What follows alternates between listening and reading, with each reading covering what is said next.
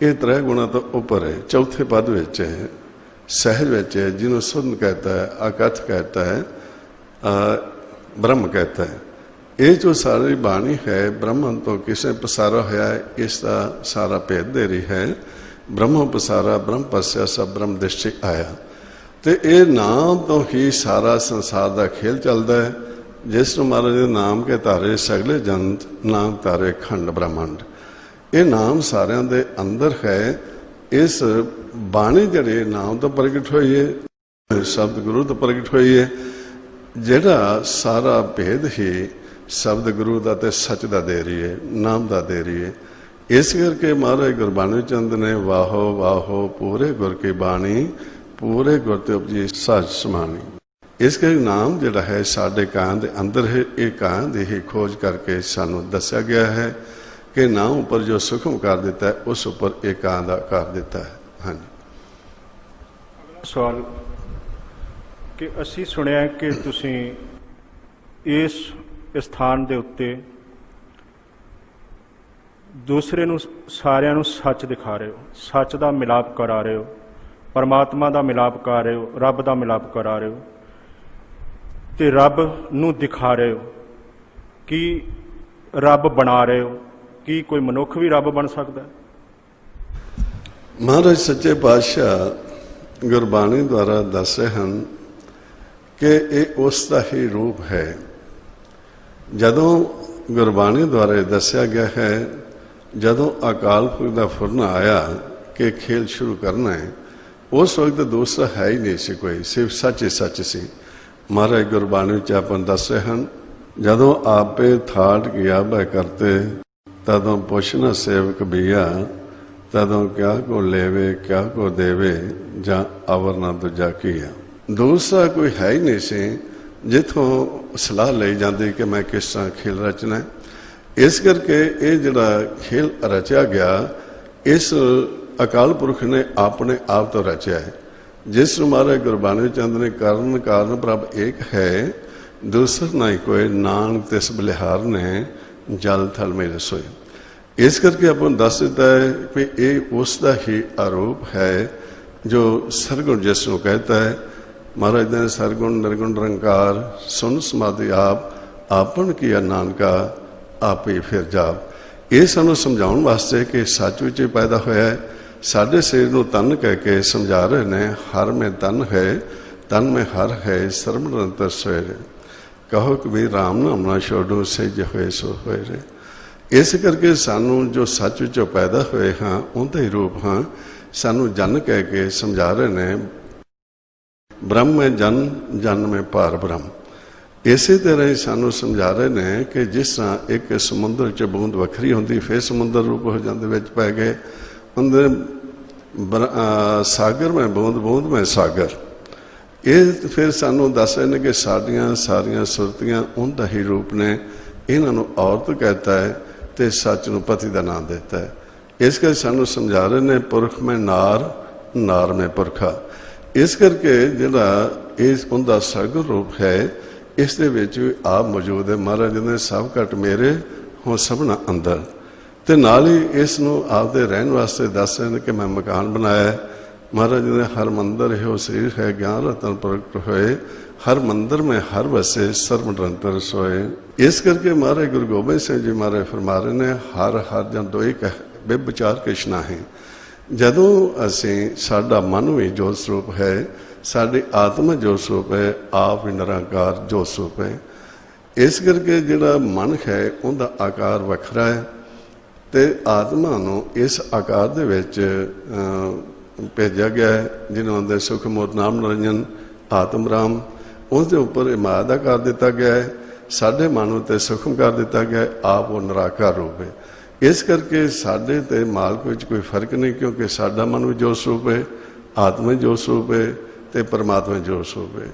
जदों असी गुरु दे राही ये त्रै गुणों तो उपर उठ जाते हैं, चौथे पद में चले जाते हैं, उन्मन में चले जाते हैं, साडा मन आत्मा रूप हो जाता है, तो आत्मा तो परमात्मा मेले उस टाइम तो एक रूप हो जाता है, कोई फर्क नहीं होता। इसलिए आदमी जदों ज्ञान हो जाता है वो उनका ही रूप हो जाता है। ਹਾਂਜੀ ਭਾਈ ਸਾਹਿਬ ਜੀ, ਅਗਲਾ ਸਵਾਲ ਕਿ ਜਿਸ ਤਰ੍ਹਾਂ ਅਸੀਂ ਸੁਣਿਆ ਹੈ ਕਿ ਤੁਸੀਂ ਇੱਥੋਂ ਅਕੱਥ ਦਾ ਗਿਆਨ ਦੇ ਰਹੇ ਹੋ।